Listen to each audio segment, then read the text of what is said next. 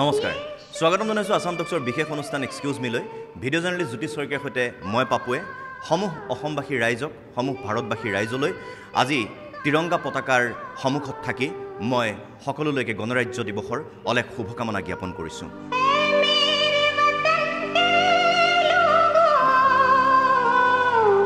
আজি পবিত্ৰ ক্ষণ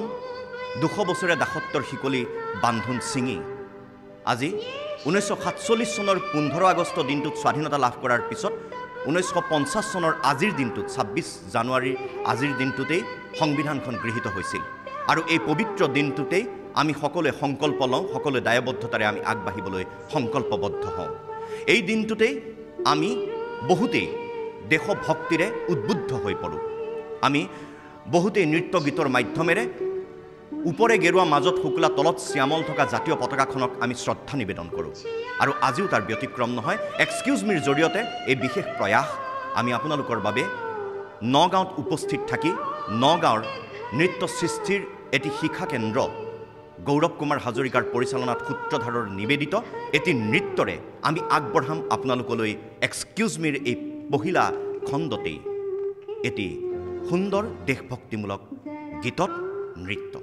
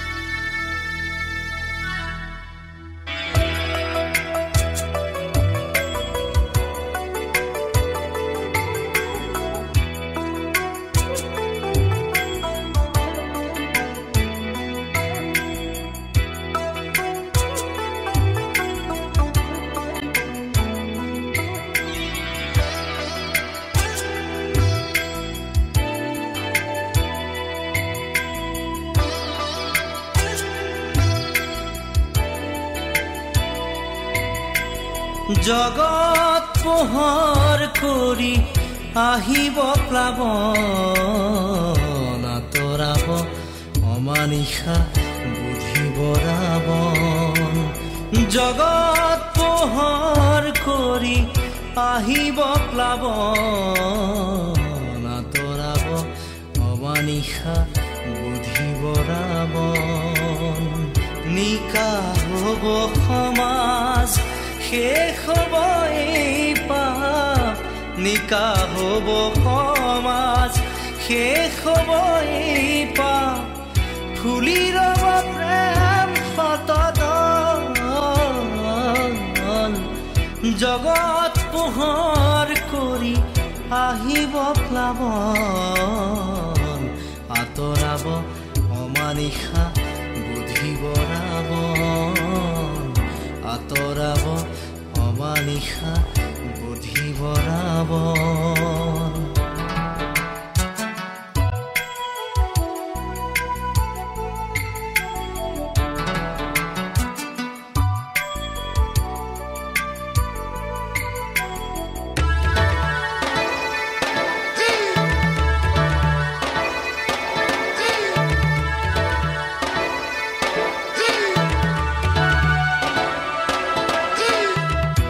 লিখা হ'ব আকৌ নতুন ইতিহাস, ভণ্ড সমাজৰ হ'ব পৰিহাস। লিখা হ'ব আকৌ নতুন ইতিহাস, ভণ্ড সমাজৰ হ'ব পৰিহাস। মাতৃৰ আচৰণ নামিবহি পৰভাত, মাতৃৰ আচৰণ নামিবহি পৰভাত। হিংসাৰ জুই হ'ব ম্লান, জগত পোহৰ কৰি আহিব প্লাৱন আঁতৰাব অমানিশা বুধিব ৰাৱণ। জগত আহিব প্লাৱন আঁতৰাব অমানিশা বুধিব ৰাৱণ নিকা হ'ব সমাজ শেষ হ'ব এই পাপ নিকা হ'ব সমাজ শেষ হ'ব এই পাপ ফুলি ৰ'ব প্ৰেম সততন জগত পোহৰ কৰি আহিব প্লাৱন আঁতৰাব অমানিশা বুধিব ৰাৱণ আঁতৰাব অমানিশা বুধিব ৰাৱণ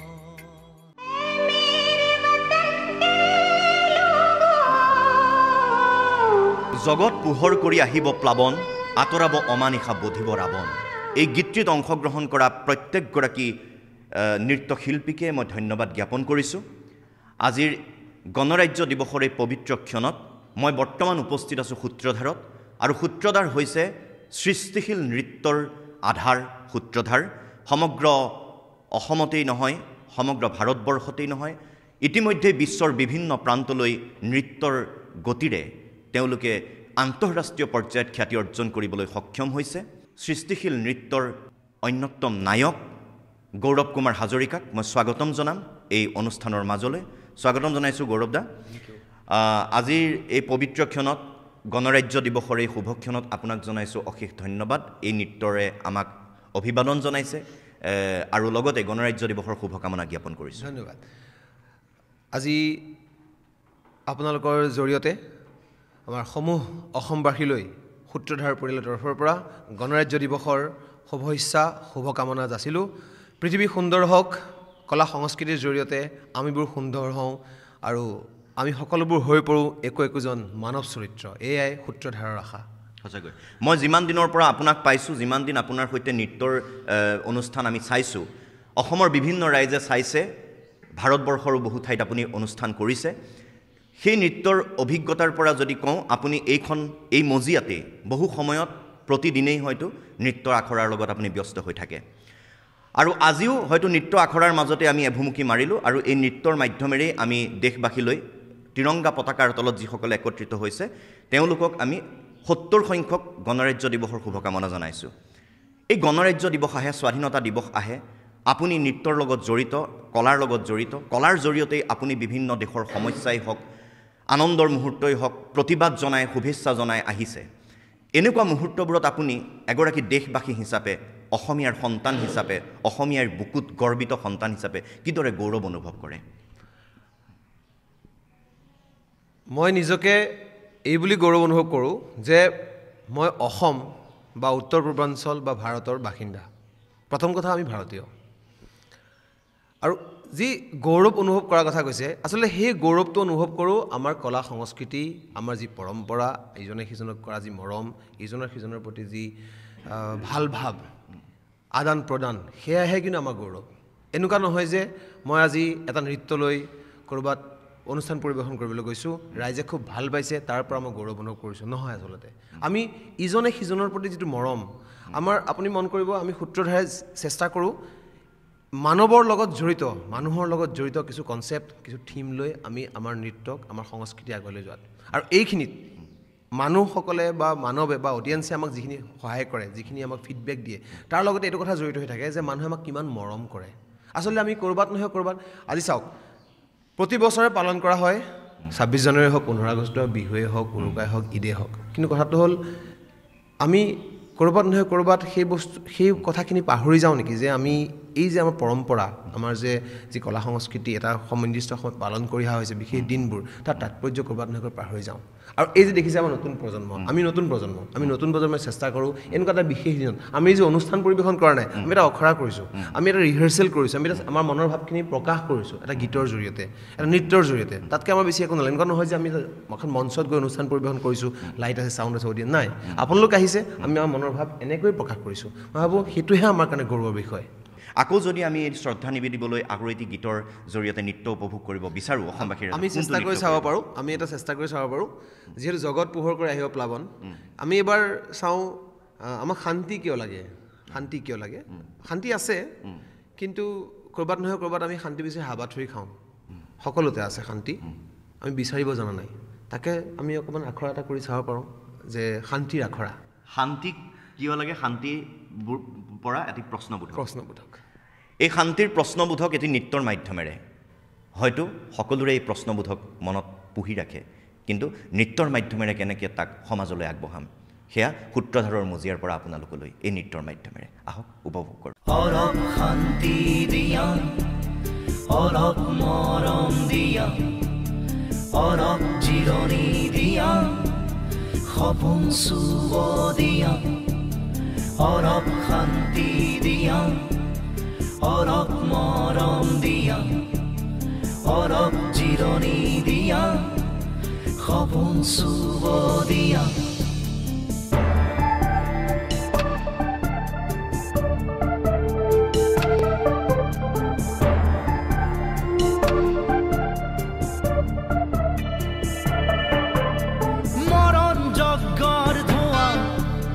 স্বাধীনতা বুলি কোৱা কাৰ বাবে কোৱা কোনে দেখিব কোনে বুজিব কোন ৰ'ব গৈ কোৱা নিজক সুধি চোৱা চকু মেলি চোৱা মৰি শাৰীৰ বাট নিজে খুলি ল'লা অলপ শান্তি দিয়া অলপ মৰম দিয়া অলপ জিৰণি দিয়া সপোন চুব দিয়া অশ্ৰুষিত আইৰ চকুত বেদনাৰে জুই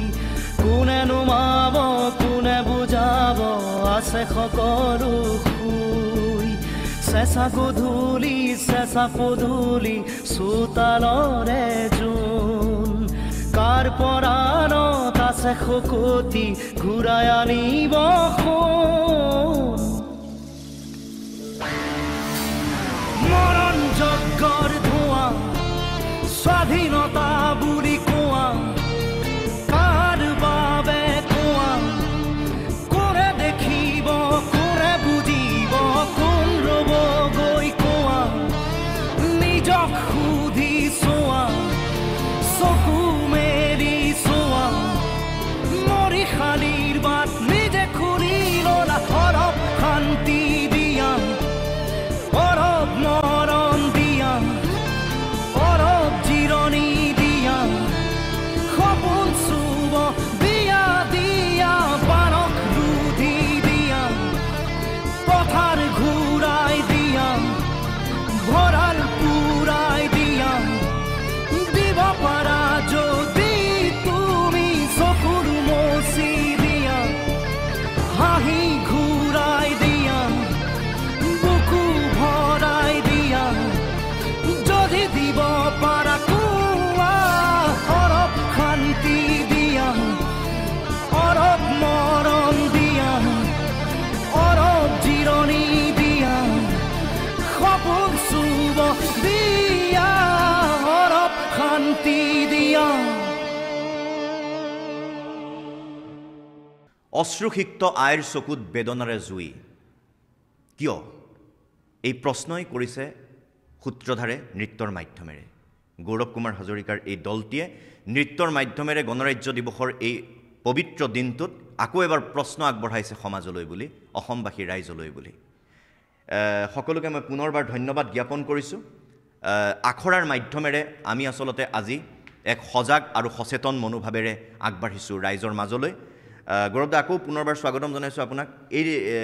যি আপুনি নৃত্য বাছি ল'লে এই গীতটি মই কৈছোঁ আকৌ এবাৰ যে অশ্ৰুসিক্ত আইৰ চকুত বেদনাৰে জুই এই শব্দ থকা গীতটো আপুনি বাছি লৈছে কি মনোভাৱেৰে শব্দকেইটাই অলৰেডি কৈয়ে দিছে অশ্ৰুসিক্ত আইৰ চকুত বেদনাৰে জুই অলৰেডি অশ্ৰু আছেই তাত আকৌ বেদনাৰ জুইকুৰাও জ্বলিছে সকলোৱে ভাবক আজিৰ তাৰিখত আজিৰ দিনত আজি এই গণৰাজ্য দিৱসত অশ্ৰুসিক্ত চকুত আই মাতৃৰ আকৌ বেদনাৰ জুইকুৰা কোনে জ্বলাইছে কিয় জ্বলাইছে আমি মাত্ৰ নৃত্যৰ জৰিয়তে আমাৰ এই কণকণসকলে যি বুজিছে সাম্য জ্ঞানেৰে সেইখিনি আমি আপোনালোকৰ এটা বাৰ্তা পঠাইছোঁ এটা কুৱেশ্যন পঠাইছোঁ এইটোৱে সময় অশ্ৰুসিক্ত চকু পানী মোচোৱা হওক আৰু বেদনাৰ জুইকুৰা নুমোৱা হওক, নহ'লে কিন্তু উঠি অহা প্ৰজন্মই ইজনে সিজনক চিনি নোপোৱা হ'ব, ইজনে সিজনৰ প্ৰতি হিংসা কৰিব, যাৰ ফলত আমাৰ যি সপোন, আমাৰ যি লক্ষ্য মানৱ চৰিত্ৰ গঢ়াৰ, সেই চৰিত্ৰ গঢ়লৈ কেতিয়াও নুঠিব নেভাৰ। এয়া হৈছে শিল্পীৰ আহ্বান, শিল্পীৰ প্ৰত্যাহ্বান আৰু শিল্পীৰ এই নৃত্যৰ জৰিয়তে প্ৰতিবাদ। আৰু এনেদৰেই বহুদিনৰ পৰা নৃত্যৰ মাধ্যমেৰে বিপ্লৱ কঢ়িয়াই নিছে, সজাগতা কঢ়িয়াই নিছে গৌৰৱ কুমাৰ হাজৰিকা আৰু তেওঁৰ দলে সূত্ৰধাৰে, আৰু সূত্ৰধাৰৰ জৰিয়তে সমগ্ৰ অসমবাসী ৰাইজৰ মাজলৈ নৃত্য শিক্ষা লৈ গৈছে তেওঁলোকে। আপোনালোকৰ নৃত্যৰ হয়তো বহু মন্ত্ৰ আছে, বহু মন্ত্ৰ আপোনালোকে জপ কৰে, তাৰে মূল মন্ত্ৰ এতিয়া আমি হয়তো বহু মঞ্চত শুনিছোঁ, অসমবাসী ৰাইজে শুনিছে। আমি শেষত সেই মন্ত্ৰৰে আজি আপোনালোকৰ পৰা বিদায় ল'ম। আপোনালোকৰ উজ্জ্বলতা কামনা কৰিছোঁ, ভৱিষ্যত উজ্জ্বল হওক, আৰু সেই মন্ত্ৰৰে আমি অসমবাসী ৰাইজক পুনৰ নৃত্যৰ মাধ্যমেৰে আপোনালোকে কি কৰিব বিচাৰে, কি ক'ব বিচাৰে, সেয়া অসমবাসী ৰাইজলৈ আগবঢ়াইছোঁ। কৃষ্টিৰ পথাৰত সৃষ্টিৰ পথিয়াৰে নৃত্য সৃষ্টি বিকাশ নৃত্যৰ জেৰে আমি যাওঁ আগুৱাই, আমি যাওঁ আগুৱাই, আমি যাওঁ আগুৱাই। তুমি মই আমি ভাই বন্ধু ভনী একতা আমাৰ শক্তি। আমি যাওঁ আগুৱাই, আমি যাওঁ আগুৱাই, আমি যাওঁ আগুৱাই। আমি যাওঁ আগুৱাই, আমি যাওঁ আগুৱাই, আমি যাওঁ আগুৱাই। আমি আগুৱাই যাম, কিন্তু এইখিনিতে লৈছোঁ এটা বিৰতি। বিৰতিৰ পাছত পুনৰ উভতি আহি আছোঁ আপোনালোকৰ মাজলৈ, এইবাৰ দেশভক্তিৰে উদ্বুদ্ধ হোৱা অন্য এদলক আমি লগ কৰিবলৈ। সেয়া হৈছে নগাঁৱতেই, আৰু তেওঁলোকৰ সৈতে মুখামুখি হ'ম আমি এটি বিৰতিৰ।